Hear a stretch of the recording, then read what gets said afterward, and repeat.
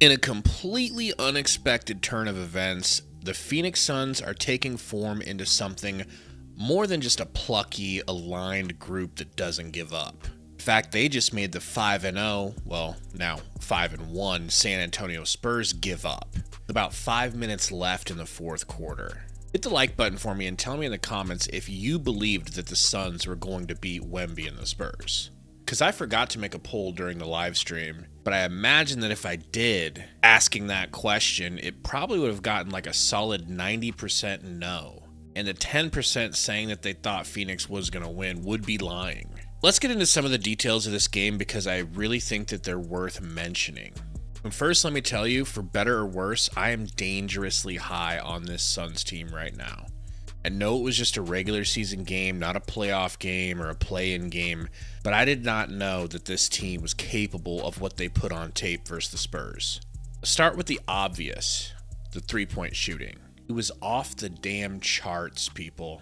56.7% from three, and honestly, that's not going to be replicable very often, but I am surprised that we haven't seen a shooting performance this hot yet this year. I won't be surprised if we see it again going forward, because the Suns have really good shooters. They just haven't been hitting a lot to start the season, like they can and showed last night. Like, I get it. Say whatever you want about Grayson and Royce, but these guys can flat out shoot the ball. No one can take that away from them. And they combined for 8 of 14 in this game. And Ryan Dunn finally had his hard work pay off from three, going 3 for 4, and he led the team with a plus 32 in the plus minus category, whatever that means to you. Real quick, back to Grayson Allen. I don't feel like he's getting enough credit. He's having a stellar start to the season. And obviously, even though Mark Williams didn't have a huge statistical game, he has been one of the biggest bright spots on this team this year. Now onto the showstopper lately, Devin Booker. Words cannot describe how happy I am that this man's hard work, dedication, and loyalty are paying off in full. After a slower start to the season where he seemed passive offensively, everything is clicking for him now. His mid-range is back on lock, his three-point shooting is improving rapidly, and his assists are finally piling up thanks to everyone else actually hitting their shots. Showing us that while, yeah, he can have a penchant for turning the ball over sometimes, his stats as a point guard could be a lot better if people would just shoot the ball well. Here's what he had to say about that in the post-game press conference. Like you said, I've pretty much seen everything now, and I think I found a good balance today of doing a little bit of both, making sure everybody's involved, getting them good looks, and then finding times to, score. So, yeah, definitely something I've seen before. This video is brought to you by our presenting sponsor, FanDuel.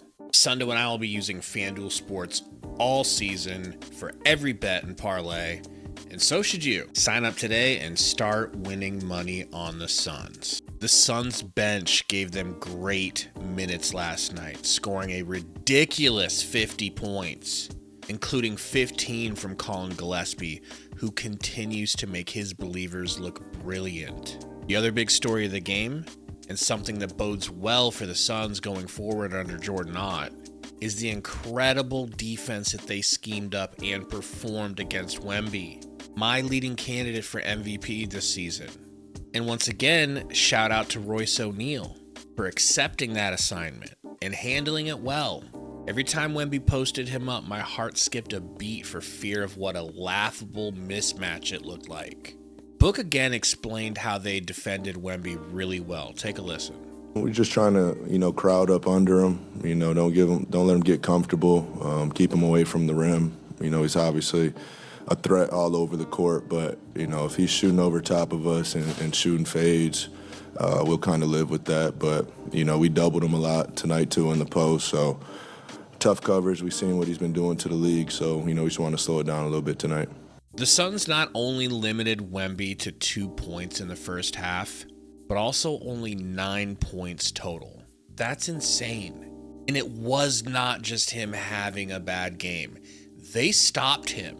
They doubled him off ball. They doubled him when he had the ball. They just took him out of the game. And I didn't even know that could be done. The Suns have officially raised the bar of expectations for themselves, and it's going to be super interesting going forward if they can keep up this level of winning. Thanks for hanging out. We'll see you guys soon for the next live stream.